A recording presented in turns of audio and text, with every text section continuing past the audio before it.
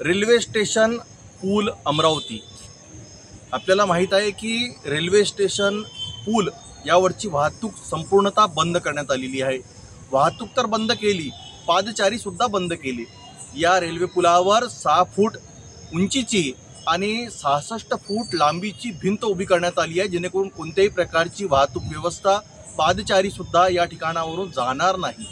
परंतु एक धक्कादायक गोष्ट आता अंबानगरी वासियांना अष्टमीच्या दिवशी माहीत पडणार आहे, की म्हणजे रेल्वे स्टेशनपासून हमालपुरा जाणारा मार्ग सुद्धा आता बंद करण्यात आलेला आहे। या ठिकाणी पोलिसांनी रात्री 7 वाजता बॅरिकेड्स लावले असून आता या ठिकाणावरून 2 व्हीलर सुद्धा बंद करण्यात आलेली आहे। म्हणजेच हमालपुरा मार्गाने रेल्वे स्टेशन जाणारे जे नागरिक आहेत, जे छोटे वाहन आहेत, जे ऑटो चालक आहेत, ज्या 2 व्हीलर्स आहेत, ते सुद्धा संपूर्णतः बंद करण्यात आलेले आहे।